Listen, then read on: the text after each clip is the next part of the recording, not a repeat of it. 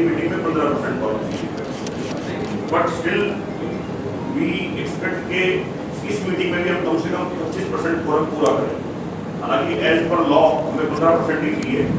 400 के आसपास हमारे मेंबर्स हैं, तो अब मान के चलिए उसके हिसाब से हमें 60 मेंबर चाहिए, जो कि हमारा फोरम टेक्निकली पूरा हो चुका है। बट स्टिल हम 5-10 मिनट और वेट कर लेते हैं ताकि हम एटलीस्ट 25% फोरम कंप्लीट कर लें। 25% के बाद then will initiate the meeting. ठीक है सर, तो will wait for another 10-15 minutes, उसके बाद विल स्टार्ट। अगर कोई और पड़ोसी है, कोई अगर रह गया तो आप कॉल करके बुला भी लें। मीटिंग में चाय में बुला दो। हाँ, चाय कॉफी पिलवा देते हैं, क्योंकि हमारे पास कुछ 7-8 लोगों की मेल भी आ गई है।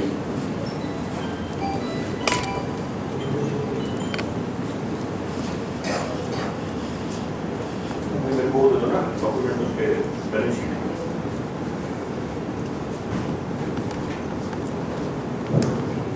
अनुराग जी, आप तो हो रहे तो यंग हो रहे रिवर्स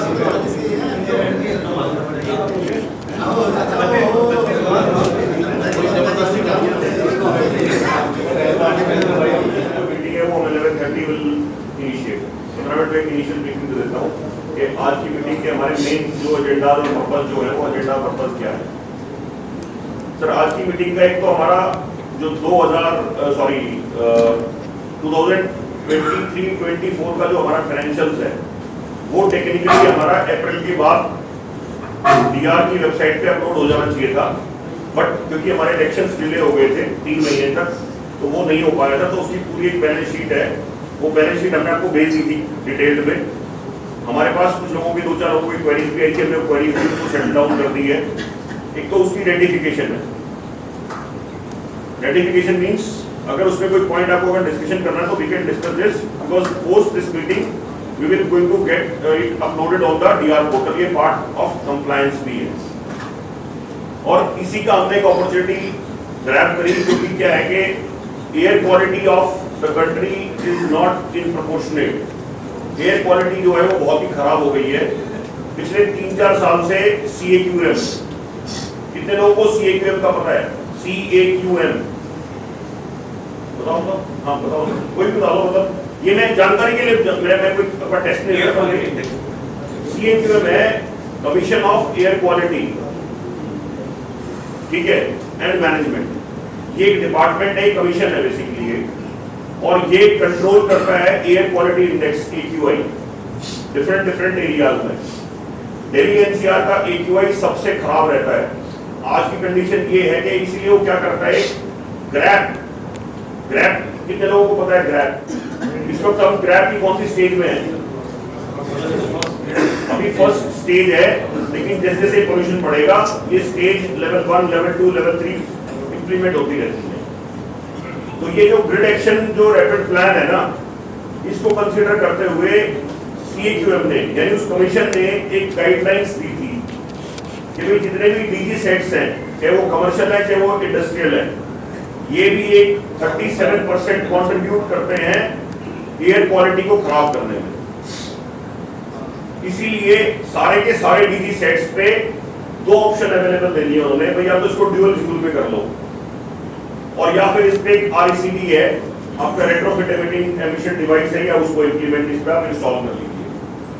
2 ऑप्शन देके उन्होंने ये 3 साल पहले ऑर्डर रिलीज कर दिया था। पहले साल क्योंकि इंडियंस हैं तो थोड़ा सा फ्लेक्सिबल रहते, पहले साल किसी ने किया नहीं। लास्ट ईयर उन्होंने इसको स्ट्रांगली इंप्लीमेंट कर दिया। कितने लोग मैन्युफैक्चरिंग इंडस्ट्री में काम करते हैं? कितने लोग मैन्युफैक्चरिंग इंडस्ट्री में? आपके यहाँ शायद आपको पता होगा, आपका ये 100% इंप्लीमेंट हो चुका है, ठीक है। जो रेजिडेंशियल एरियाज हैं, रेजिडेंशियल एरियाज में it is going in a transformation phase. हमारे आसपास की मैक्सिमम सोसाइटी इसको इंप्लीमेंट कर चुकी है। अगर इसको मैं बिल्कुल ही जनरल भाषा में समझाऊं तो जो आपकी गाड़ी है उसको या तो CNG पे कन्वर्ट करना है, या फिर गाड़ी बेच के, या बेचना नहीं है उसको हमने RECD एक डिवाइस उस पे इंप्लीमेंट करनी है, ताकि उसको हम BS4 को BS6 में कन्वर्ट करना है। ये इसका मोटे तौर पे मतलब है। अब क्या है, क्योंकि हमें अपनी चीजें खुद ही करनी है, क्योंकि वैसे तो ये गवर्नमेंट की गाइडलाइंस है। मैं का मतलब आरडब्ल्यूए इसको इम्प्लीमेंट भी कर सकती थी, लेकिन just to make it a inclusive management हम आपको बताना भी चाह रहे थे, आपसे अप्रूवल भी लेना चाह रहे थे कि इसको कर देते हैं। अदरवाइज गवर्नमेंट की गाइडलाइंस है, उसमें हेड वायर या इफेंट बट तो होता ही नहीं है।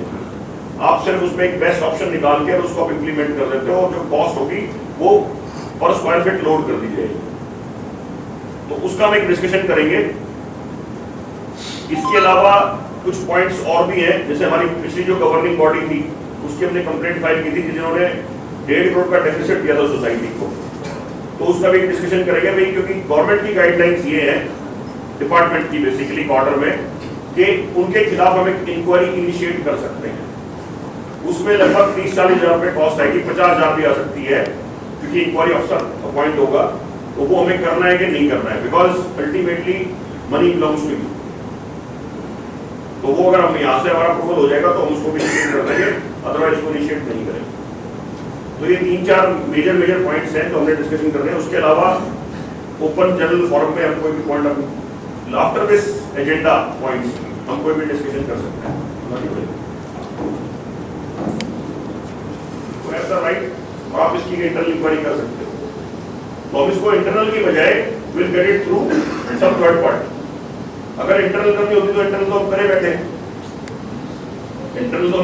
हैं, लेकिन कल को उसकी ऑथेंटिसिटी पे कोई भी सवाल उठा सकता है। That's why I have coated कि इसमें कुछ पैसा भी इन्वॉल्व होगा, क्योंकि हम किसी अगर इंक्वायरी अफसर को अपॉइंट करेंगे तो वो ये विल चार्ज समथिंग, उसके ऊपर सवाल नहीं आएगा सर। इंडिपेंडेंट इंक्वायरी अफसर होगा, क्वालिफिकेशन क्राइटेरिया पूरा होगा, तो फिर तो ऐसे तो फिर मैं जुडिशरी पे भी सवाल कर दूंगा, समझ रहे हो ना भाई। जनरल बॉडी ने उसको अप्रूव किया कि भाई आप करवाइए,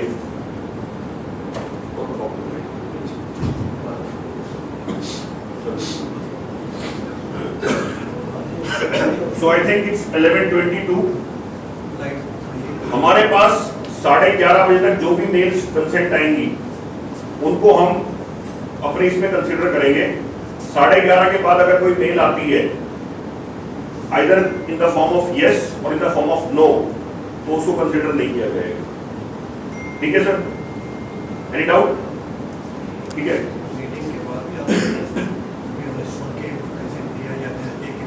नहीं, फिजिकली कोई आके देता है तो इट इज ओके। मैं मेल की बात कर रहा हूँ। मेल पे 11:30 तक अगर कोई मेल आती है किसी की कंसेंट की, either in the form of yes or in the form of no for RECD implementation, will consider that. अगर उसके बियॉन्ड आती है तो विल नॉट कंसिडर दैट। ठीक है, so shall we start? Light off करवा दो।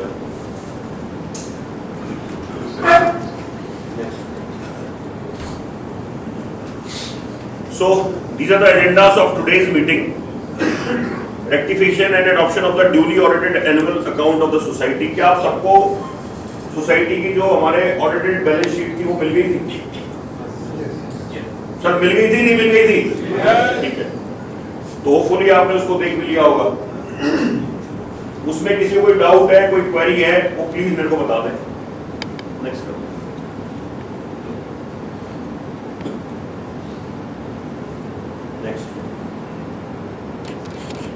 ये आपकी बैलेंस शीट है। कौन बताएगा हम कितने लॉस में हैं?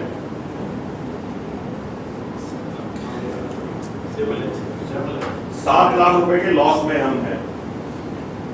एक्चुअल लॉस हमारा ज्यादा है, लेकिन डॉक्यूमेंट्स में क्योंकि प्रैक्टिकली क्या है कि लगभग 60-70 लाख रुपए हम हर साल एडिशनल इनकम कर लेते हैं, इसलिए वो लॉस यहाँ पे कम दिखता है। भाई कॉमन एरिया मेंटेनेंस आज हम कितना पे कर रहे हैं? 2.5 रुपए। और जो क्वार्टरली आपको एक कॉस्ट शीट दी जाती है विद कंप्लीट डिटेल कि हमने कौन सा पैसा कहाँ किस हेड में खर्च किया और कितना कितना किस हेड से अर्न किया, वो पूरी डिटेल एक शीट दी जाती है। उसमें आपकी जो पर स्क्वायर फीट जो कॉस्ट आ रही है दैट इज अराउंड 3.60, 3 रुपए 60 पैसे, तो लगभग 1 रुपए का डिफरेंस है। और 1 रुपए का डिफरेंस पुटिंग ऑल टुगेदर अगर मैं बात करूं एक क्वार्टर में, वो बनता है 10 लाख रुपए के आसपास।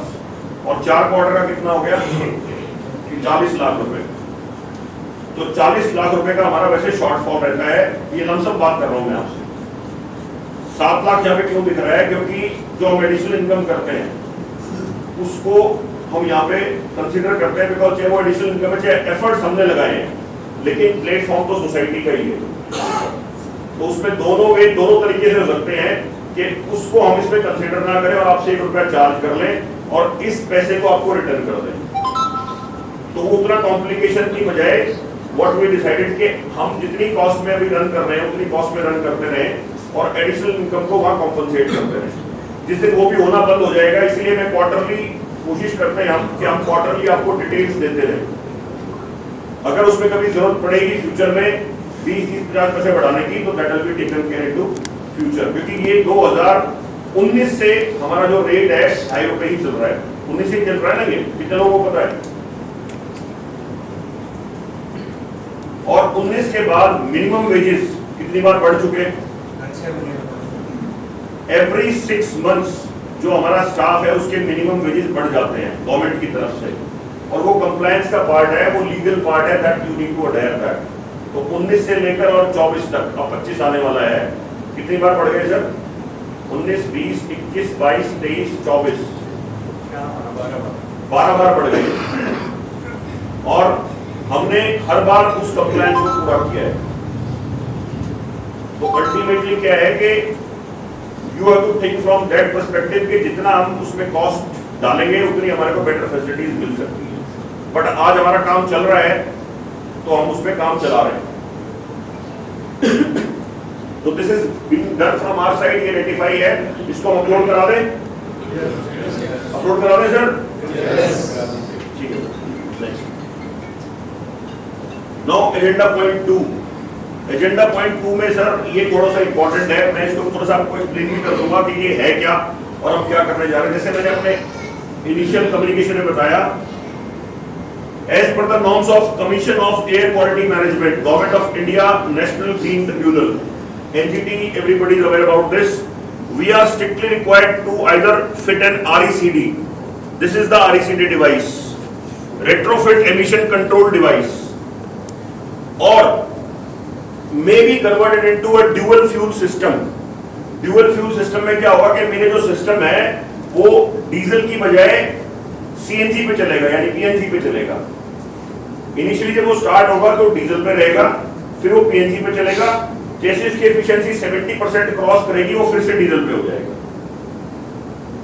अदरवाइज अथॉरिटी शेल सील अवर DG सेट्स, ये ऑर्डर में लिखा हुआ है, मैंने ऑर्डर कॉपी भी अटैच करवाई थी। उसमें अगर आप ऑर्डर खोल के लास्ट के अगर 3-4 कम्युनिकेशन पढ़ेंगे, पॉइंट्स पढ़ेंगे, तो उसमें इट इज मेंशन्ड क्लियरली कि अगर आप ये नहीं करते हैं तो आपका DG सेट भी सील हो सकता है। लास्ट ईयर हमने बहुत बड़ी लड़ाई लड़ी थी, मतलब इनफैक्ट आई इनिशिएटेड दैट, जो हमारी बड़ी एसोसिएशन है उसके प्लेटफॉर्म पे हमने COQ में मीटिंग भी करी और 1 साल का ग्रेस पीरियड हम ले आए थे। टेक्निकली तो हमें अब तक इंप्लीमेंट कर देना चाहिए था, क्योंकि मोस्टली सोसाइटीज ने कर दिया है, लेकिन हम डिले हो गए because of our elections got delayed. अभी भी इसको अगर हम आज अप्रूव करते हैं तो 3 महीने का टाइम है इसको इंस्टॉल करने में। दोनों में से कोई भी 3 महीने का है, come to that reason also. तो 3 महीने का टाइम है, लेकिन क्या होगा, कल को कोई डिपार्टमेंट अगर आता भी है तो हम उसको बोल सकते हैं कि भाई हमारे ऐसे ऐसे चुनाव डिले हो गए थे, हमने उसके बाद इसको अप्रूव करा के ऑलरेडी हमने ऑर्डर प्लेस कर दिया है। तो देयर आर एम्पल चांसेस कि हम उसमें लड़ाई लड़ सकते हैं। अगर हमने कुछ किया ही नहीं है और फिर हम सोचे कि मतलब पब्लिक सेंटीमेंट पे खेलें, तो सर सिस्टम में और खासकर ऐसे इन्वायरमेंट में जहाँ एयर क्वालिटी की इतनी मारामारी चल रही है, मतलब आपने शायद पता भी होगा कि government is getting very serious about this issue. तो कहते हैं ना वो हिलने की बहुत की बात हुई, तो लोगों के और तो कहीं पार बसाती नहीं है, सोसाइटी उनके पास लास्ट एफर्ट बचता है। और अगर DG सेट सील हो गए तो there will be no power backup. वैसे तो कोशिश करते हैं कि पावर बैकअप की में जरूरत ना पड़े, बट यू नेवर नो कब कंडीशन क्या आ जाए। तो this is the reason we need to implement this. Next, ये एक इसका कंपैरिजन है। ये कंपैरिजन ये स्लाइड में ऑलरेडी मेल में भी दे चुके हैं। अगर आपने किसी ने इसमें पढ़ा सारे पॉइंट्स जो हैं ये ऑलरेडी उसमें दे चुके हैं कि RECD जो है is primarily aimed at reduce harmful emission of diesel generators at the source. जो मैंने बताया ना BS4 जो गाड़ी होती है और BS6 गाड़ी में डिफरेंस ये है कि आपका जो एमिशन सिस्टम है वो इतना स्ट्रॉन्ग कर दिया जाता है कि जो आपके जो इंजन है जब वो हार्मफुल गैसेस प्रोड्यूस कर रहा है उसको वहीं पे वो कंट्रोल कर देती है। तो दिस इज RECD। ये प्रॉब्लम है भाई। और ड्यूअल फ्यूल कन्वर्जन सिस्टम में क्या है कि आपकी जो एग्जिस्टिंग सिस्टम है उसको डीजल के साथ साथ एक पैरेलल सिस्टम अटैच किया जाएगा जिसमें जो गैस का सिस्टम है उसको अटैच कर दिया जाएगा, तो वो ड्यूअल फ्यूल सिस्टम हो जाएगा। ये दोनों में डिफरेंस है। For retrofit emission control device CPCB has mandate the type of approval certification for DG sets capacity 125 kilowatt to 800 kilowatt and it is to be provided by the vendor. देखिए market में 3-4 prominent vendors हैं RECD को लेके। उसमें government ने कुछ guidelines clear कर रखी है कि आपको एक सर्टिफिकेशन की रिक्वायरमेंट रहती है। तभी तो मैं गवर्नमेंट को बताऊंगा ना कि मैंने कर लिया इस अदरवाइज वो जस्टिफाई कैसे होगा। फॉर ड्यूअल फ्यूल किट कोई सर्टिफिकेट की रिक्वायरमेंट नहीं है। आपने बस कन्वर्ट कर लिया, आपने अपना CNG का कनेक्शन जो भी अपने इंफ्रास्ट्रक्चर डेवलप करना है इंफ्रास्ट्रक्चर डेवलप किया और आपने उसको यूज करना शुरू कर दिया, उसमें कोई सर्टिफिकेशन की रिक्वायरमेंट नहीं है। तीसरा क्या है, emission control device are highly effective in reducing the specific emission such as particulate matter. Their impact on emission reduction is immediate and quantifiable. इसका मतलब सिर्फ ये है कि भाई जो मेरी RECD डिवाइस लगी हुई है उस पर हम मॉनिटर कर सकते हैं कि क्या किस तरह के तो फ्यूम्स आ रहे हैं और कितना कंट्रोल किया है। जबकि ड्यूअल फ्यूल में क्या है कि सिंपल मेरा डीजल जो है वो कन्वर्ट हो जाता है गैस के साथ। गैस जब आउटलेट देती तो कोई हार्मफुल गैसेस को देती है। तीसरा है retrofit emission control device are design to operate efficiently across all range of the load capacities of DG sets. Retrofit जो आपकी डिवाइस है ये RECD ये किसी भी कितना ही पुराना हो और किसी की भी कैपेसिटी का हो और कितना ही उस पर लोड हो उन पे सब पे काम करती है। जबकि efficiency of a dual fuel varies depending on the load of diesel sets with optimum performance observed within। अगर उसको 20 से 70% एफिशिएंसी पे अगर वो काम कर रहा है आपका DG तभी ये काम करेगा, अदरवाइज ये काम करना बंद कर देगा। और आपकी जानकारी के लिए बता दूं हमारे DG sets already 85 and above efficiency पे चलते हैं with sorry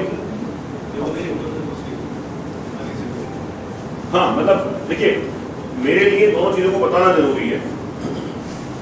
with RECD no additional equipment is needed. कोई एडिशनल इक्विपमेंट नहीं चाहिए। For dual fuel kit one must have a gas connection, a pipeline and proper infrastructure. ये तो मेरा क्या है कि सिंपल है कि डिवाइस लगेगी DG सेट के साथ एडजेसेंट में और ये it will be over. For gas system हमारे को एक एडिशनल कनेक्शन जो हमारी सोसाइटी में कनेक्शन आ रहा है ना वो डोमेस्टिक आ रहा है। एक कमर्शियल गैस कनेक्शन और सिस्टम हमें अलग से लेना पड़ेगा, उसकी पूरी अलग से लाइन जाएगी क्योंकि उसमें हाई प्रेशर गैस जिसका डाया ज्यादा होगा वो जाएगा और वो फिर उसके बाद वहां तक पहुंचेगा। तो लगभग हमने कैलकुलेट किया था लगभग वो 900 मीटर के आसपास है, तो उसकी भी एडिशनल कॉस्ट इसमें ऐड हो जाती है। The retrofit emission control device do not require any external source to operate. License or emission reduction efficiency to consistent throughout diesel generator sets. Basic चीज है ये, मतलब इसमें कोई इतनी गड़बड़ी नहीं। नेक्स्ट करो।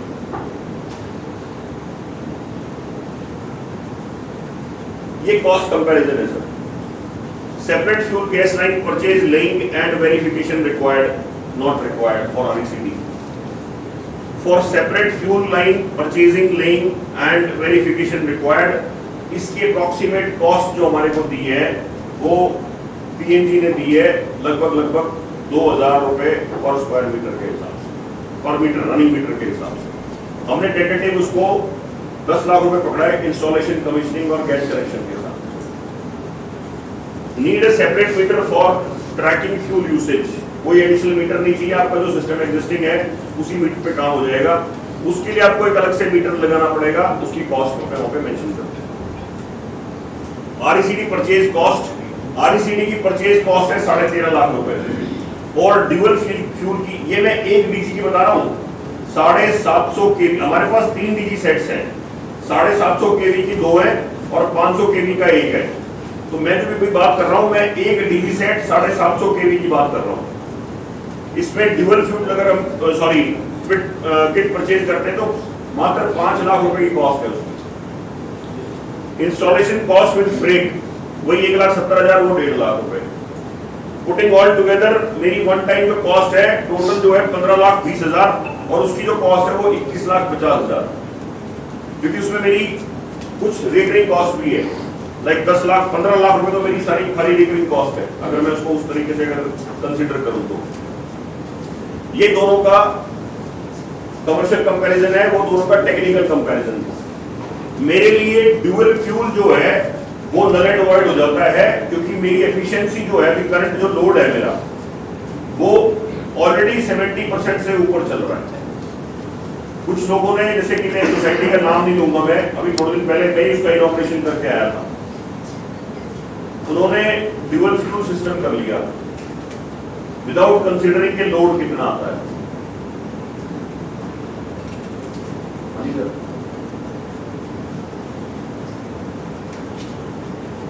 ठीक है कोई नहीं, ठीक है सो हमारे पास ऑप्शन बचता है आरईसीडी। जी, सीएनजी में पर यूनिट हमारी डीजल कॉस्ट, इस पर अगर हम जाते हैं तो ये वन टाइम कॉस्ट है, वन टाइम, लेकिन इसमें long term per unit cost अगर कम होगी तो उसका कुछ नहीं, कॉस्ट तो कम हो ही नहीं रहा सर आपकी।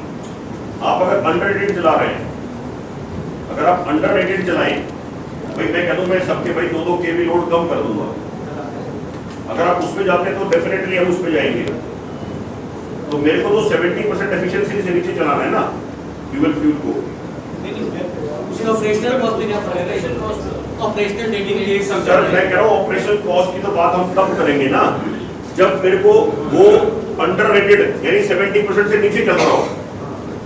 अगर मेरा वो 70% से नीचे चल ही नहीं रहा है तो मैं उसकी ऑपरेटिंग कॉस्ट अगर उसकी कम भी है तो मेरे लिए उसका यूज क्या है उसका। भाई मैं हाँ कहने का हमारे ऑप्शन है नहीं वाला कोई नहीं सर, मेरी कोई क्वेश्चन सोसाइटी में बहुत सारे लोग जो ये उनकी एसी चल रही बाकी लोड कैपेसिटी है, अभी हम 70% पे चल रहे हैं, 85% पे चल रहे हैं। अगर मेरे को रेटेड कैपेसिटी को राउंड करना है, हमारी रेटेड कैपेसिटी अगर हम बढ़ाते हैं और कंजम्पशन कैपेसिटी जो 85% पे है उसको हम अगर से 60% पे ले आते हैं तो हमें डीजी बढ़ाना पड़ेगा डेफिनेटली, ठीक है। अगर मैं एक वो करके रिजल्ट करूँ कि अगर मैं अकाउंट को डीजी बढ़ाने से जो ए ब्लॉक वाले या बी ब्लॉक वालों को इशू आ रहा है वो भी अगर रिजॉल्व हो जाता है। मैं बताऊँ आपका सवाल मैं समझ गया, आप कह रहे हो कि भाई जो मेरी करंट अवेलेबल ड्यूअल फ्यूल में जो मेरी कॉस्ट आएगी, भाई सपोज करो मेरा अभी 30 रुपये यूनिट आ रहा है, मैं ड्यूअल फ्यूल यूज करता हूँ तो मेरी 20 रुपये कॉस्ट आती है, से फॉर एग्जाम्पल, ठीक है।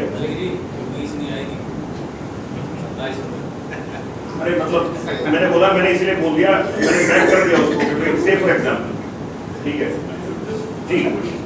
मैं एक बार सर ये इनका जवाब दे दूं फिर मैं टेक योर क्वेश्चन। और आप ये कह रहे हो कि भाई क्योंकि 2 BHK में 2 kV सेक्शन है लोड और मैं एक डीजी सेट एडिशनल खरीदता हूँ, अगर मैं एडिशनल डीजी खरीदता हूँ तो मेरे को इनका लोड बढ़ाना पड़ेगा ना, तो उसके लिए आप पैसे देंगे? जिसको लोड चाहिए वो देगा। नहीं, मैं आगे ना उसी बात पे, यहाँ पे तो जिसको लोड चाहिए वो पैसे देगा, तो वो तो मैं एक आवर से वैसे ना डिस्कशन कर लूंगा, उससे इसका रिलेशन ही नहीं है, उससे इसका कम ज्यादा होने का रिलेशन ही नहीं है।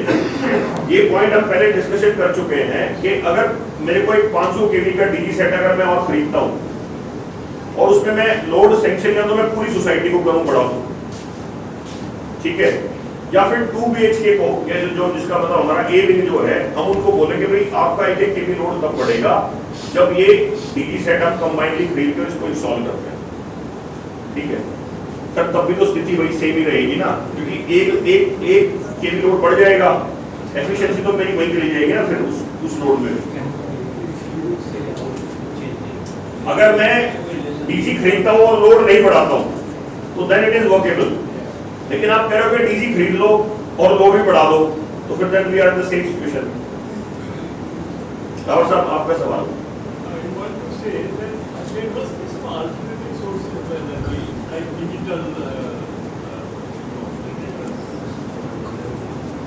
डिजिटल जनरेटर्स नहीं, मैं सब आपको पॉइंट समझा नहीं था जी।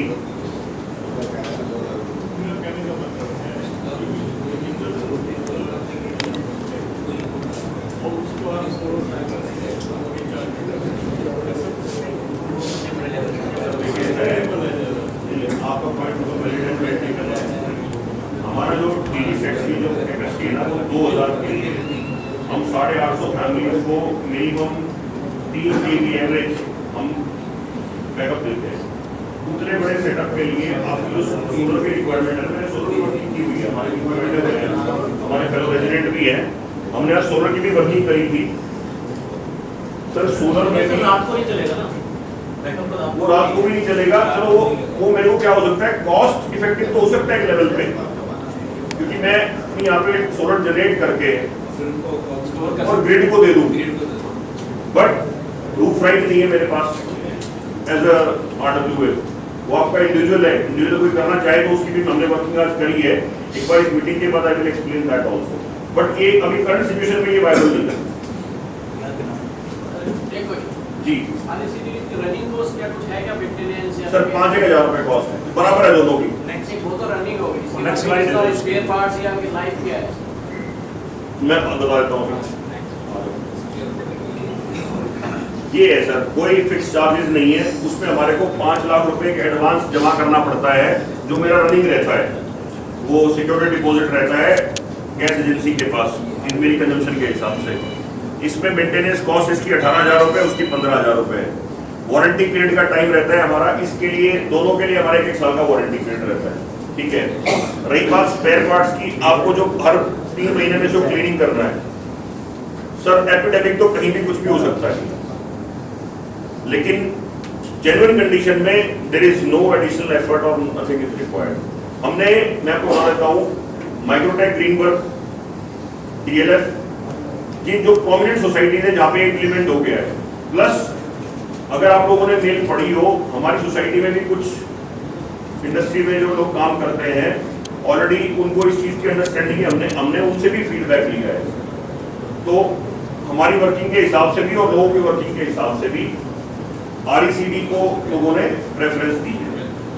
मैं इफ आई रिक्वेस्ट अगर है तो सुनील जोशी, अभिनव इज देयर, सो अभिनव ने थोड़े दिन पहले ही परचेज किया था अपनी इंडस्ट्री के लिए, so we have discuss this kind of thing with subject expert also, क्योंकि अगर मैं अपनी बात आप पे थोप दूं तो आप बोलोगे भाई इतने को समझ के आई चीज़ों की, but before coming to you people मैं अपना होमवर्क ठीक ठाक करके आता हूँ, ताकि आपके सवालों के ठीक ठाक और रीजनेबल जवाब दे सकूं, सेटिस्फैक्टरी जवाब दे सकूं।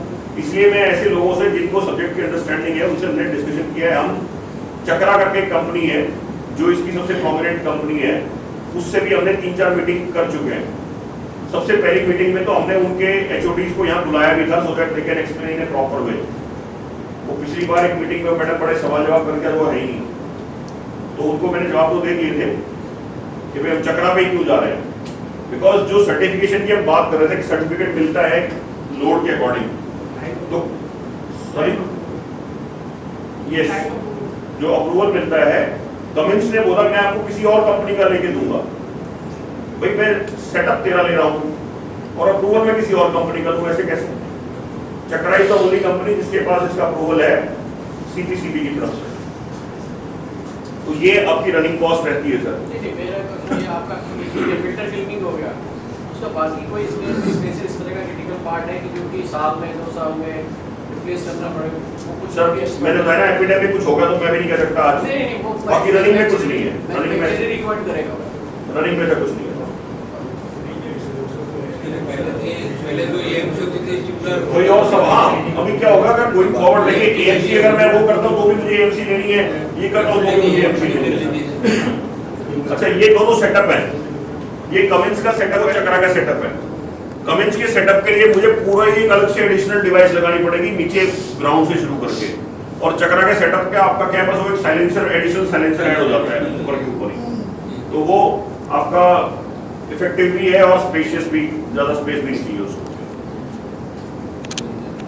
750 केवी अगर हम परचेज करते हैं, दो हमारे जो सेट्स हैं उसके लिए लगभग 40 लाख रुपए की कॉस्ट है, और अगर 750 केवी 2 यूनिट के लिए अगर हम वो करते हैं परचेज आपका चक्रा का, तो 31 लाख रुपए की कॉस्ट आ रही है। इंस्टॉलेशन, कमिश्निंग, मतलब रेट आपके सामने है, मतलब इट्स नथिंग हिडन, इनकी कोटेशन हमारे पास आई हुई है। इससे बेटर का कोई कोटेशन मंगा सकता है, मैं ऑलरेडी पूछ चुका हूँ, 3 मेल कम्युनिकेशन हम डाल चुके हैं पूरी सोसाइटी में कि भाई हमारे पास ये कोटेशन आ रही है, अगर कोई इस इंडस्ट्री का फील्ड एक्सपर्ट कोई है वो प्लीज हमें दे दे, इससे बेटर का कोई कोटेशन ला सकता है, even we are still open, भाई इससे बेटर का कोई कोटेशन ला सकता है तो we are still open and will just get it done. पीछे तो सॉरी सर, ये हम इसके बाद करेंगे डिस्कस, अभी हम 3 के लिए ही करेंगे, आप समझ गए ना, हम 3 के लिए ही करेंगे, हम 3 के लिए ही करेंगे, ठीक है। तो अब मैं वोटिंग सेशन ओपन कर रहा हूं। हमारे पास 2 ऑप्शन है, ड्यूअल फ्यूल और आरईसीडी, दोनों की कॉस्ट, टेक्निकल स्पेसिफिकेशन मैंने आपको बता दी है। तो हमें आरईसीडी के लिए जाना चाहिए, ड्यूअल फ्यूल के लिए जाना चाहिए? तो पहले मैं ओपन करता हूं, क्या हमें ड्यूअल फ्यूल के लिए, वोटिंग में ओपन कर रहा हूं, क्या हमें ड्यूअल फ्यूल सिस्टम के लिए जाना चाहिए? जी, पीछे कर दो भाई। At the time of first commissioning there, तो RECD और CNG में क्या डिफरेंस है? RECD एक यूनिट का आपने 15 लाख के हिसाब से, अब पीछे 13,50,000, वो 5 लाख है। ये एक यूनिट का होता है, इसमें ये जो 10 जो है सर ये मेरी लेकरिंग कॉस्ट है ना, ये तो मुझे करनी ही करनी पड़ेगी, बिकॉज इसके लिए मुझे अलग से गैस कनेक्शन अप्लाई करना पड़ेगा। वो गैस कनेक्शन में क्योंकि हाई प्रेशराइज केबल वो आएगी, मेरी पाइप आएगी वहां से। गुप्ता जी 5 मिनट बैठ जाओ, वो अभी एक वोटिंग ओपन करेंगे, उसके बाद ये सर आप सवाल पूछ करना, एक और बंदा भी बाहर जाएगा, बुला लो यार, कोई बाहर गए, ठीक है। तो हाई प्रेशर और हाई डायट, मतलब बड़े डायट की मेरी अलग से मेरी पाइपलाइन आएगी पूरी, जहाँ मेरा मेन कनेक्शन है बाहर, वहां से लेकर और डीजी सेट, जहाँ मेरा डीजी सेट है वहां तक, वो मैंने बताया कि लगभग हमने वो 800 मीटर एज्यूम करी है। ये बढ़ भी सकती है और 20-50 मीटर घट भी सकती है, बट घटेगी नहीं, हमने पूरा कॉम्पैक्ट लिया है। उसने हमें इसकी जो कॉस्ट दी है वो टेंटेटिव 2,000 रुपये रनिंग मीटर दी है। मार्केट में पता क्या तो 2,500-3,000 रुपये तक भी, बट हम लोएस्ट पकड़ के चल रहे हैं, भाई इतना नेगोशिएट भी करेंगे हम, ठीक है। ये सेटअप होगा पूरा, प्लस सेपरेट मीटर लगेगा, उसकी अलग से कॉस्ट है।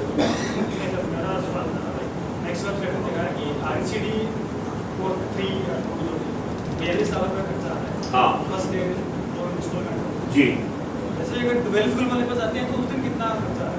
36 लाख का। 36 लाख रुपए का है।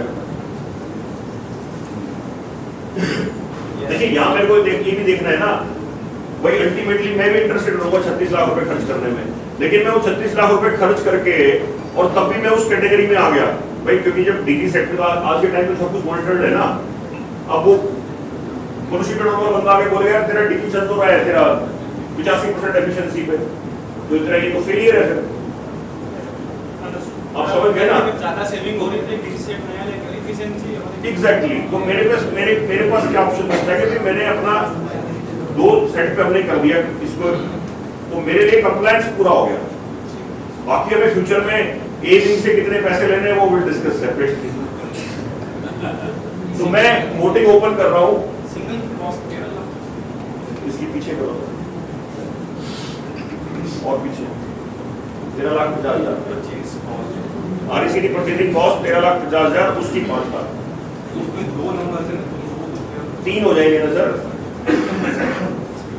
नंबर है। हमारे पास सेट तो 3 है सर। मैं डॉक्यूमेंटेड तो बाद में अमन बाद में करेंगे। ऑफिशियली तो ये जी पाइपलाइन डलनी है वो तो सिंगल तीनों की चल जाएगा। तीनों में डल जाएगी सर। इसलिए तो सर उसको मल्टीप्लाई नहीं कर रखा ना। इसको भी नहीं करना मल्टीप्लाई। नहीं, इसको भी नहीं कर रखा। ये 15,20,000 है, वो 21,50,000 है। बट उसमें मेरी कॉस्ट कम हो जाएगी क्योंकि पाइपलाइन सिंगल डलनी तीनों के लिए। ठीक है सर। नहीं, कॉस्ट कम नहीं होगी ना। कॉस्ट तो ये 15 लाख तो रहनी रहनी है। रहेंगे बट ठीक है। 3 डीजी के हम बात करें तो सर 3 डीजी के हिसाब से तो ये आपकी 50 लाख क्रॉस कर जाएगी। मैं तो 36 लाख ही बता रहा हूँ। तो वो कह रहे क्योंकि पाइपलाइन तो मैंने एक बार ली है। अरे सर वही तो कह रहा हूँ। मैंने वो एक ही बार कंसीडर करिए वो 15 लाख। 5 साल मैंने एक बार लेंगे वही कह रहा हूँ सर। मैंने वो एक ही बार कंसीडर किया है। मैंने मल्टीपल टाइम्स कंसीडर नहीं किया। वो एक ही बार कंसीडर करके ही 21,50,000 आ रही है। अगर उसको अब इसको मैं अगर मल्टीप्लाई करता हूँ 3 सेट्स के साथ हमारे, तो कितनी कॉस्ट होगी? 20। अरे सर मैं आपके पॉइंट बता रहा हूँ। मैं आपको आपका पॉइंट बड़ा कर रहा हूँ। तो 60 लाख के अराउंड हो गई ना तीनों की मिला के। लेकिन मैं 60 लाख थोड़ी बोल रहा हूँ। लाइन एक ही बार मैं तो कम ही बोल रहा हूँ ना। वो कम इसलिए बोल रहा हूँ क्योंकि हमने इसको वन टाइम में कंसीडर किया है। क्या 3 लगाओ क्या 5 लगाओ भाई जो मेरी लिवरेज कॉस्ट है वो तो एक ही बार है ना। उसको मैं मल्टीप्लाई नहीं कर सकता। मेरे लिए यहाँ वो पॉइंट है ही नहीं सर। कॉस्ट तो मैंने बता दिया आपका। इन एनी केस आरईसीडी की कॉस्ट जो है वो ड्यूअल फ्यूल से ज्यादा है। ये क्लियर है, इसमें कोई डाउट नहीं है। मैं यहाँ कॉस्ट मैं सिर्फ आपको वो चीजें इसलिए बता रहा हूँ। You have to justify yourself also कि यार अगर मैंने 2-4-5 लाख रुपए एक्स्ट्रा दिए तो what is the reason I have given extra. Heat and clean technology plus मेरे पास जो करंट एफिशिएंसी है जिसमें मेरा डी सेट चलता है सर। पीक सीजन में आपने देखा होगा डिग्गी ट्रिप मार जाता है एक्सेस लोड के कारण। हीट हो जाती है, उसके सेंसर काम नहीं करते हैं। तो ऑलरेडी हम 85% एंड अबव एफिशिएंसी में चल रहे हैं। और ड्यूअल फ्यूल जो है ये आप किसी सब्जेक्ट एक्सपर्ट से पूछ सकते हैं। वो बियॉन्ड 70% एफिशिएंसी वो वापस डीजल पे आ जाता है। जब वो वापस डीजल पे आ जाएगा तो what is the benefit out of that? Compliance तो पूरा हो जाएगा कि मुझे कैसे हो जाएगा सर कंप्लायंस पूरा? सर वहां पे दिखाता है ना आपका लोड दिखाएगा, कंजम्पशन दिखाएगा 85%। तो कंप्लायंस कहां से पूरा हो गया? वो कहेगा तुम चलाई डीजल पे रहे हो। सुनो अभी गवर्नमेंट ने जो ग्रैब लगाया है उसमें काफी आपको पता है उसमें उससे ये है कि हमेशा उसमें चलेगा तभी होगा। या फिर बस लगा दो चलेगा ना चले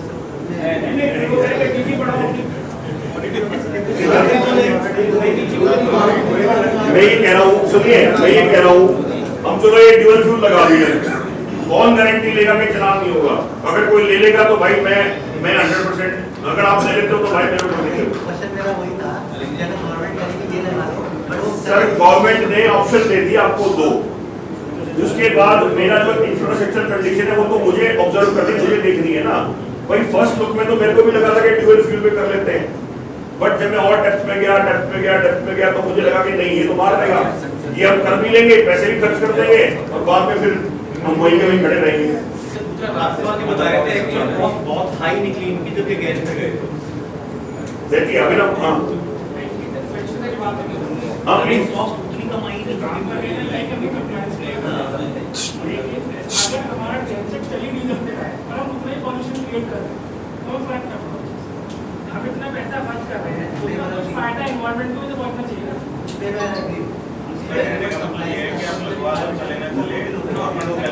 हिसाब से नहीं सर कंप्लायंस भी पूरा नहीं होता है। अगर आपको कितने लोगों ने डीजी की वर्किंग देखी है? कितने लोगों ने डीजी की वर्किंग देखी है? देखी है ना आप लोगों ने? उस पे देवाली क्लियर मेंशन होता है ना कितनी एफिशिएंसी पे चल रहा है वो।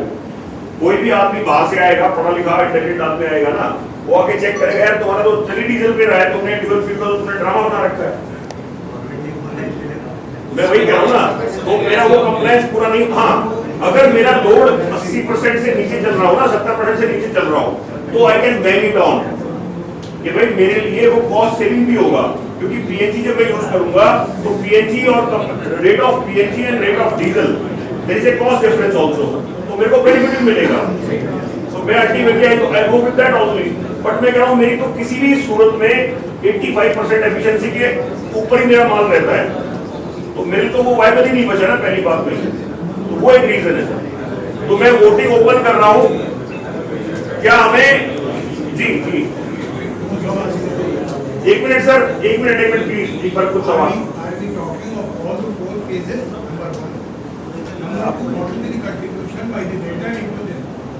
आप लोग खड़े होकर बोला करिए यहाँ पे प्लीज। कोई बात नहीं। देखिए, बिल्डर का इसमें कोई कंट्रीब्यूशन नहीं है, हम सिर्फ अपने फेज की बात कर रहे हैं, फेज 1 2, ठीक है, ये आपके सवाल का जवाब है। बिल्डर का इसलिए इसमें कंट्रीब्यूशन है कि फेज 3 4 वो बिल्डर देखेगा, जो इलेक्ट्रिसिटी है अल्टीमेटली वो हमारा पार्ट है, वो कॉमन मीटर के थ्रू आ रही है। लेकिन कल को अगर मैं बात करता हूँ डीजी सेट ऑपरेशंस की, तो सर आप अपने डीजी सेट्स की मेंटेनेंस आप लोग पे करते हो, फेज 3 हमें कुछ नहीं, ना उनको हम बैकअप देते ना उनसे कुछ लेते, तो वो जिम्मेदारी आपकी है, वो डीजी सेट आपका है, तो अल्टीमेटली उस पर अगर कोई कंप्लेंट्स करना है तो वो हमारी आपकी जिम्मेदारी। तो मैं वोटिंग ओपन कर रहा हूँ, तो क्या हमें जो हमने आज प्रपोजल दिया है, जो मेल पे डाला हुआ है, उसके हिसाब से चक्रा के साथ RECD डिवाइस पे जाना चाहिए? Yes. I request to raise your hands. एक बार मीन्स 100% कंसेंट है, किसी का नो भी है इसमें? कोई ऐसा बंदा है जो चाहता है कि हम RECD पे ना जाएं? क्वेश्चन बाद में दूंगा सर, अब वोटिंग चल रही है, पहले वोटिंग के हिसाब से मैं कह रहा हूं कोई ऐसा बंदा है जो ये कहता है कि भाई हमें RECD की बजाय ड्यूअल फ्यूल में जाना चाहिए। So the voting is over, we are going with the RECD device. इसकी जो कॉस्ट आएगी वो पर स्क्वायर फीट आपको लोड कर दी जाएगी। इसको कोशिश हम करेंगे कि या तो इसी बिल में डाल दें, या फिर जो जनवरी का बिल जनरेट होगा ऑर्डर हम प्लेस कर देंगे, और जनवरी के बिल में इस कॉस्ट को हम एडिशनल डाल देंगे इसमें कॉस्ट। इसमें कोई डाउट किसी को? यही क्वेश्चन है कि नंबर का कैलकुलेशन सर एक बार टोटल हमारी लगभग 50 लाख, एक मिनट, एवरेज 50 लाख मान के चलिए, 42 लाख है सर, 2 की है, ठीक है। मल्टी इसको आप डिवाइड कर लीजिए 11,35,000 स्क्वायर फीट से, टोटल हमारा इतना एरिया है, तो पर स्क्वायर फीट कॉस्ट आ गई आपकी। आपका अगर 1000 स्क्वायर फीट है उससे उसको मल्टीप्लाई कर लीजिए, कितनी कॉस्ट आएगी। मतलब एवरेज अगर मैं बात करूं 5 से 7,000 रुपए। ये जो परमिशन ग्रांट या लाइसेंस मिलेगा इसका, ये एवरी ईयर रिन्यू करेंगे वो कंपनी, उसके चार्ज लेगी या वन टाइम है? आपको तो DLF में लगी हुई है, आपको बोलना चाहिए था ना खड़े होकर भाई वहाँ ये RECD लगी हुई है। तो ये हमारा अप्रूवल हो गया है सर, ठीक है। इसमें कोई और अब कोई सवाल कोई जवाब है इसमें तो प्लीज। रिक्वेस्ट है, अगर इंटरनल बजट अलाउ कर तो 2 फेजेस में स्प्लिट कर देना इसको, तो कलेक्शन सर 2 फेजेस में तो ऑटोमेटिकली हो गया ना, आप समझो मेरी बात को। ग्रैब तो आपका एक तरह से इंप्लीमेंट हो गया, 3 महीने इसमें आने में लगेंगे, ठीक है। अब मैं आपसे तो चार्ज करूंगा जनवरी में, तो आपका तो मतलब एक्सीडेंट तो वैसे ही हो गया ना। अब उससे पहले तो जो उसको ऑर्डर प्लेस करना है, एडवांस देना, 50% एडवांस मांग रहा है वो तो हम वहीं से देंगे ना, FD तोड़ के दें या जैसे मर्जी दें, ठीक है। I come to that point also कि हमारे पास कितना पैसा है, क्या कहानी है, मैं भी वो भी ब्रीफ कर दूंगा आपको। कुछ इस क्वार्टर में जोड़ दो, कुछ खत्म हो जाएगा। सर इस क्वार्टर में इसलिए दिक्कत आएगी, मैं बताता हूँ क्या है, क्योंकि अभी हम already we are sitting on 20th, तो काफी लोग अपना पेमेंट कर चुके हैं। दोबारा फिर को वो लोड देना, आप समझो ना, दोबारा फिर वो बिल जनरेट करना, वो सब टेक्निकली हो जाता है। फिर टेक्निकली हमारा अप्रूव हो गया है, और पैसा तो पता है मैं ले ही लेता हूँ। नहीं, जिसको 2 बार में करना है 50% एडवांस जमा कर दे। नहीं, मैं कह रहा हूँ लेट इट बी यूनिफॉर्म, अगले महीने कर ले, अगले क्वार्टर में कर लेंगे जनरेट इसको। देखिए क्या होता है ना, जब बच्चों की राय हो जाए ना, तो उसमें फिर कोई इफेक्ट बचता नहीं है। जब सोसाइटी के मैक्सिमम लोग इसके लिए ओके है और ये कंप्लायंस का पार्ट है और गवर्नमेंट की रूलिंग है, तो इसमें कोई इफेक्ट वाली कहानी है नहीं, ठीक है। जो लोग पूरी साल का दे चुके हैं इसका कोई ऑफर नहीं,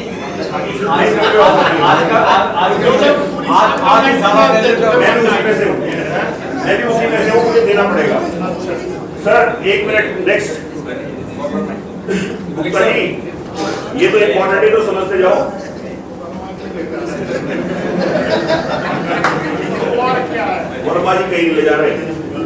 चलो अभी क्या है, जैसे मैंने बताया आपको कि अभी एक्चुअल हमारी जो सोसाइटी में हम, ये इंपॉर्टेंट है सर, ये थोड़ा सा ना समझना, मैं आप लोगों से कोई चार्ज नहीं कर रहा हूं, बस आप लोगों को पता होना चाहिए। मैं कोई कैम इंक्रीज की बात नहीं कर रहा हूं, लेकिन टेक्निकली आप लोगों को पता होना चाहिए कि हम सोसाइटी कैसे रन कर रहे हैं। भाई फ्यूचर में आप में से भी किसी को रन करनी पड़ सकती है, ठीक है? क्या हो गया भाई? टेबल शर्मा जी क्या उंगली करते रहते कर दिया हूं। अभी ना वो गेट ना बंद कर दो यार, ये कूलिंग जो है ना इफेक्ट, जो पानी चला है थोड़ा गर्म करवा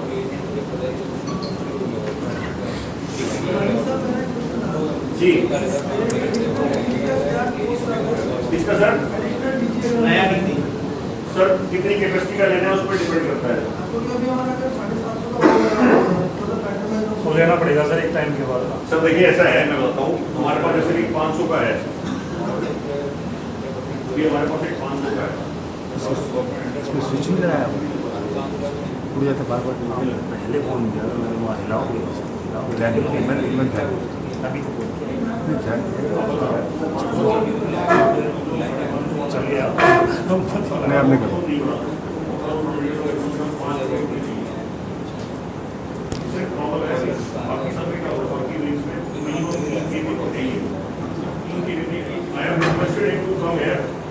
सोलर के बारे में काफी कुछ बताया, वो I will discuss with you. मैं करूँगा।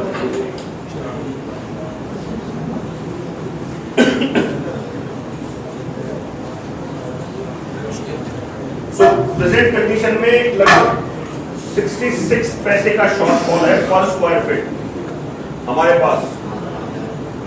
अब 66 पैसे अगर मैं बात करता हूं मल्टीप्लाई बाय 11 लाख तो 6 लाख समथिंग हो गया ना हमारा, ठीक है? ये हमारे को अभी शॉर्टफॉल है, इसलिए हमारे को एक क्वार्टर में पैसा चाहिए, सॉरी एक महीने। नेक्स्ट, ये आपकी सर्टिफाइड कॉस्ट शीट है, कॉस्ट वेरिफिकेशन शीट है कि आपका ₹2.5 है और डिफरेंस जो है ये एक क्वार्टर की है बेसिकली, ये 4th क्वार्टर की मैं दिखा रहा हूं आपको। और इसमें जो एक कॉस्ट शीट में जो डिफरेंस आ रहा है ये 64 पैसे का डिफरेंस है। इसको हम कॉम्पनसेट कैसे करते हैं, I will come to that also. लगभग 50 लाख रुपए की एडिशनल इनकम हमने अप्रैल 23 से लेकर मार्च 24 तक करी।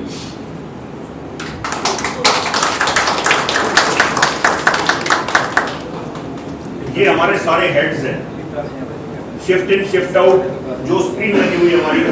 लो राइज में स्क्रीन्स लगती नहीं है, लो राइज में there is no provision of screens, but फिर भी हमने अपना जुगाड़ जुगुड़ करके कहीं से प्रेशर करा के, प्रकाश जी बैठे हैं क्या? Prakash ji is there, so with the help of mister Prakash, इन्होंने वो बेल प्लस से सेटिंग करके, तो I would like to have a clap for him also, क्योंकि हमारे फेलो रेजिडेंट ऑनर है तो भाई सोसाइटी की इनकम आएगी तो इनके लिए भी मतलब बेनिफिट है ना, अदरवाइज मैं पैसा मिलूंगा। उसके बाद आपका कैनोपी चार्जेस, उसके बाद जो यहाँ पे कमर्शियल एक्टिविटी करते हैं जैसे कराटे कोच आता है या वो स्केटिंग सिखा, उनसे नॉमिनल लेते हैं, मतलब not heavy amount but nothing should be free. उसके बाद club booking, notice board, school activity, big basket activity, grand tower basement, उसमें कोई वाटर रिमूवल, हम बिल्डर से भी कुछ ना कुछ टाइम टू टाइम मतलब काम करते हैं, ₹5 का ले लेते हैं, ₹50 ये भी करते हैं, ठीक है? Parking maintenance charges, penalty charges, flat owners जो चेंज ओवर होता है, ग्रीन बेल्ट मॉनिटरिंग जो है हमारी बाहर वाली, आपको पता है कि लगभग हम 25-30 हज़ार रुपये महीने का वो भी ले लेते हैं ग्रीन बेल्ट वाला भी, और नगर निगम की टीम को लगा के रखते हैं वहाँ। ये शर्मा जी रिकॉर्डिंग बंद कर दो अब हमारा ऑफिशियल हो गया है, तो हमारी ये सारे हेड्स हैं, मतलब आप पढ़ लेना, ये आपको शेयर कर देंगे। पेनल्टी में ये है सर, किसी ने रॉन्ग पार्किंग कर दी, या जैसे कल मेरे पास कसौटी जी का व्हाट्सएप आया था, वो कोई आदमी मान नहीं रहा है, वो डेली बाहर गंदगी डाल देता है, तो ₹1000 की पेनल्टी इंसाफ के दे दी। स्टार्ट हो गया मतलब पार्किंग हाँ, देखिए स्टार्ट तो ये बंद तो कभी हुआ ही नहीं था। फिक्स तो भेज रहे थे लोग, पता नहीं क्या होता है ना, जिसका पेनल्टी होती है वो अपनी वो फोटो कभी नहीं भेजेगा कि मेरे पेनल्टी होगी। तो ये बंद तो कभी हुआ ही नहीं था। ये सी बेसिकली क्या है कि किसी पे हमें इम्पोज नहीं करना है, ये just to develop a discipline. भाई बेसिक डिसिप्लिन जब तक नहीं होगा तब तक चीजें इम्प्रूव नहीं होती। और हमें अब इस स्टेज से एक नेक्स्ट लेवल स्टेज पे जाने के लिए वो basic discipline is very much required. Next तो कितना पैसा हमने बिल्डर से लिया है? 38,26,000 रुपए, जबकि हमारी जो प्रीवियस गवर्निंग बॉडी थी वो 26 लाख रुपए राइट ऑफ करके चली गई थी, जो हमने पहले से निकालते ला रहे थे। इसमें हम जो बूम बैरियर है, GMDA वाटर सप्लाई है, HT लाइन वेंडर की जो कॉस्ट है, गार्ड पेमेंट ऑफ फेज 3 इधर है, payment receipt from central works की जो मेंटेनेंस है, पुटिंग ऑल टुगेदर मींस जो मेरे से भी पूछ रहे थे, राजेंद्र जी पूछ रहे थे मेरे से कि भाई बिल्डर से आप क्या चार्ज करते हो? सर जो कॉमन फैसिलिटीज है जितनी भी, चाहे वो मेन रोड है हमारी, चाहे मेन गेट है हमारा, चाहे HT लाइन की मेंटेनेंस है, हम इक्वल प्रोपोर्शनेट में हम मैं समझ गया वो मैं आपको पॉइंट समझ गया, बट मैं आपको ये बता रहा हूँ कि उससे हम किस उसमें हेड्स में हम उनसे चार्ज करते हैं, सो दैट आपको भी पता होना चाहिए कि यार गेट के पैसे तो हम दे रहे हैं, बिल्डर तो ऐसे ही मजे ले रहा है। ऐसा नहीं है, उसी ने फॉर्मूला बनाया था एंड ये डिवाइडेड है नंबर ऑफ फ्लैट्स के ऊपर, कि जितने फ्लैट्स उसके अंडर हैं और जितने फ्लैट्स हमारे पास हैं उसी प्रोपोर्शनेट में हम ये चार्जेस ले लेते हैं उससे, so that there will be no additional burden on you. भाई कल कोई गवर्निंग बॉडी आती है और वो आके बोलती है कि जी हमारा तो जी गेट का चार्जेस इतना है, तो कम से कम आप बोल सकते हो भाई इतना चार्ज आप वहां से लो तो ये कॉम्पनसेट होगा। नेक्स्ट, ये अगेन जो मैं इंक्वायरी की बात कर रहा था, ये वो ऑर्डर कॉपी है जिसमें चारों हमारे ऑफिस बीयरर्स के नाम लिखे हुए हैं जो एक्स ऑफिस बीयरर थे, श्री हरिओम, श्री वीरेंद्र सिंह, श्री शेखावत और श्री नरेंद्र बाबू यादव। ये चारों ऑफिस बीयरर थे। हालांकि टीम 21 लोगों की थी, लेकिन जवाबदारी जिम्मेदारी वो ऑफिस बीयरर्स की होती है, that's why the notice is on their name. और इसमें और मुझे बता दीजिए कि भाई ये इंक्वायरी भी हम इनिशिएट करें या नहीं करें। नेक्स्ट,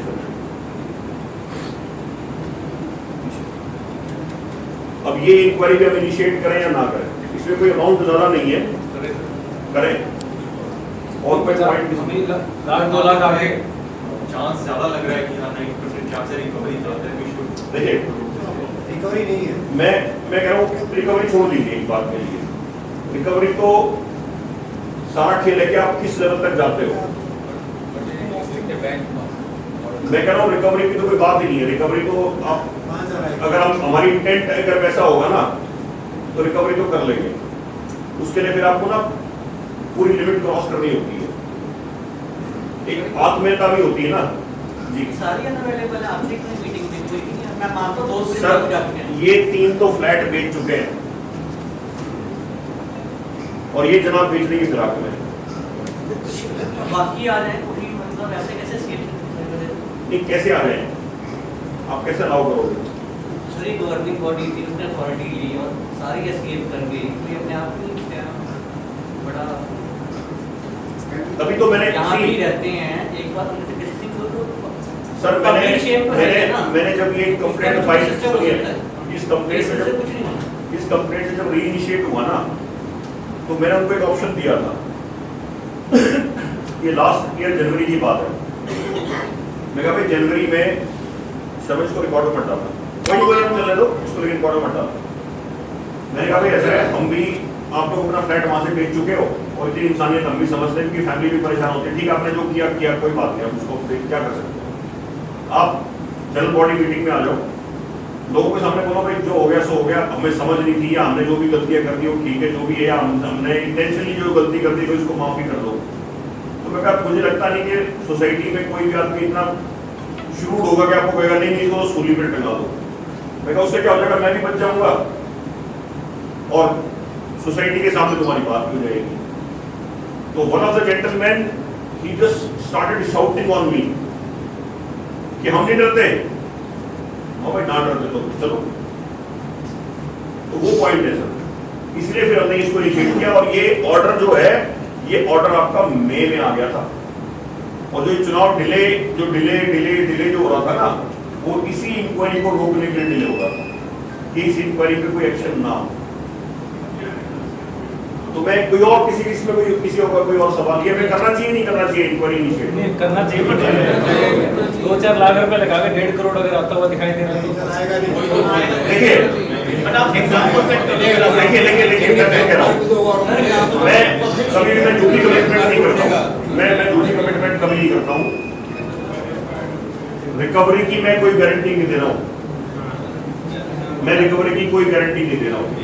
हाँ, वो एक ना कहावत है, शर्मा जी बंद करना है इसको। गवर्निंग बॉडी जो 2021 में चुन के आई थी, उस गवर्निंग बॉडी के टाइम पे वो बॉडी 9 महीने में वो बॉडी अप्रैल 2021 में चुन के आई, उन्होंने कार्यभार संभाला और बाय दिसंबर उन्होंने सोसाइटी को ऐसे गर्त में गड्ढे में डाल दी। All are witness to that. कितने लोगों को पता है? ठीक है। और इन बिटवीन मिडवे क्या होता है सर, गलतियां कर लेता है आदमी, लेकिन जिम्मेदारी तो लेनी चाहिए ना। मिडवे सोसाइटी को लर्च में छोड़ के भाई ठीक है तुम जानो, तुम आओ, रातों रात अपने फ्लैट बेच के निकल गए। वो ऑफिस बेयरर्स की हमने जब कंप्लेंट फाइल करी, हमने जब सारा डेटा ट्रैक किया तो हमें लगा उसमें तो यार बहुत झोल है, मतलब करोड़ों रुपए का उसमें इफ एंड बट है। मैं 100% क्लेम नहीं करूंगा कि उन्होंने इसमें चोरी करी है या डाका डाला, मैं ये क्लेम 100% नहीं करूंगा, लेकिन मिसमैनेजमेंट, नेग्लिजेंस और फॉर ग्रांटेड ये 100% है जो मैं डेटा जो मैंने पर्सनली टेकअप किया है, इंटेंशनल है वो। ठीक है, मतलब बॉस इज बॉस, मतलब उनकी थॉट प्रोसेस ये था कि if I had said something तो बॉस इज बॉस, वो चीज नहीं है सर। आज हमने रेट्रोफिट डिवाइस वाला है, गवर्नमेंट की गाइडलाइंस है, सरकार इसको इंप्लीमेंट करा रही है, सब कुछ कर रही है, फिर भी मैंने आप लोगों से पूछा ना उसमें क्या मेरा पर्पस क्या था, सो दैट एटलीस्ट आप लोगों को पता हो। तो उनका थॉट ये था कि भाई नहीं जो हमने कर दिया। तो क्या ऐसी कंडीशन में जो डिपार्टमेंट की तरफ से हमें एक नोटिस है कि भाई हम चाहें तो एक इंक्वायरी करवा के इसको प्रोसीड कर सकते हैं, तो क्या हमें उस प्रीवियस गवर्निंग बॉडी में हमारे जो ऑफिस बेयरर्स हैं, ये हरिओम विश्वकर्मा, वीरेंद्र सिंह, कैप्टन शेखावत और नरेंद्र बाबू यादव, इनके खिलाफ क्या वो हमें इंक्वायरी करनी चाहिए नहीं करनी चाहिए? जो चाहते हैं करनी चाहिए वो हाथ खड़े कर ले सर फिर एक बार,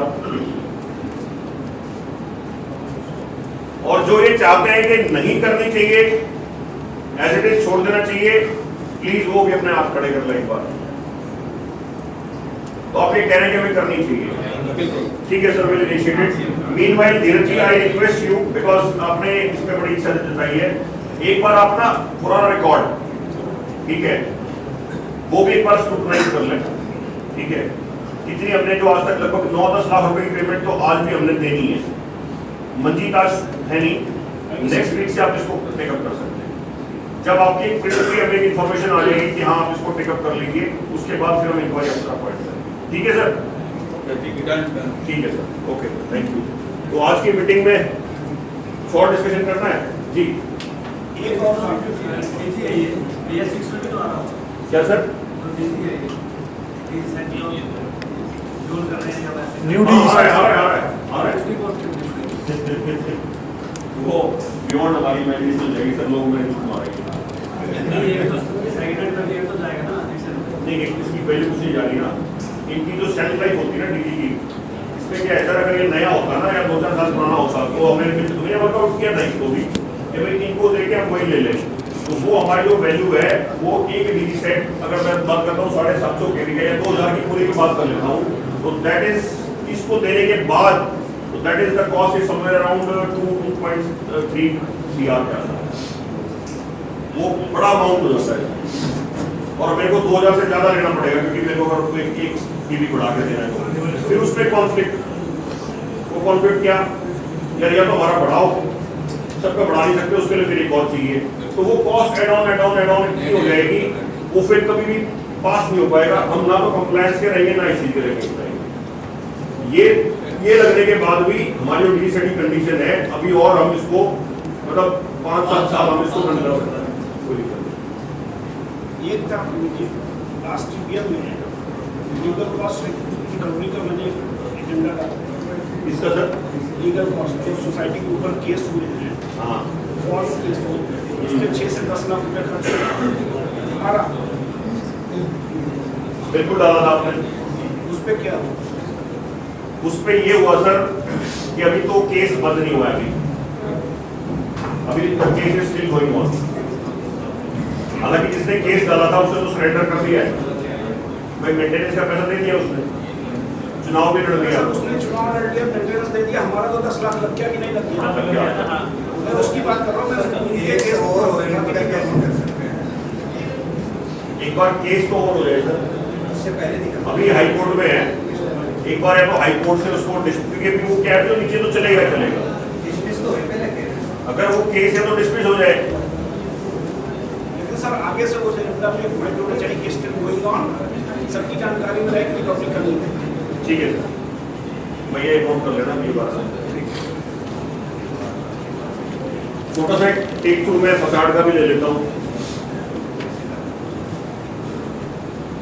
मेरे ख्याल से मोर और लेस हमारा जो इसी भाषा को मोटा मोटा काम होना था वो मोटा सारे टावर्स में हमारा काम हो गया है। स्नैक लिस्ट हमारी पेंडिंग है, वो स्नैक लिस्ट वेंडर वो स्नैक लिस्ट को पूरी करके देगा। तो मेरी रिक्वेस्ट फिर से आप लोगों से, अगर किसी के टावर में, किसी के फ्लैट में, बाहर अंदर नहीं, अगर कोई छोटा मोटा कोई काम रह गया है या कोई पेंट वेंट निकल गया है कहीं से, कोई होता है कई बार आपने काम कराया छोटा मोटा कोई पेंट निकल गया है, तो प्लीज उसको टेकअप करके सुधीर तक information they they, so that वो स्नैक लिस्ट में वो कवर हो जाए। और अगर जिन लोगों को लगता है कि भाई काम अभी पेंडिंग है या काम नहीं हुआ है, वो भी टाइमली सर बता दें इस चीज को।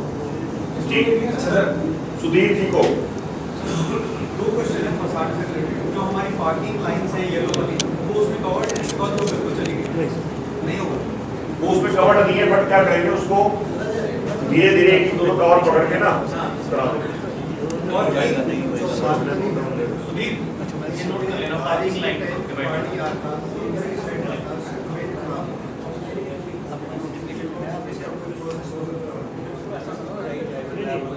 अलेक्सा अपने ये सोसाइटी के ये जैसे दिवाली आ रही है, इस तरह के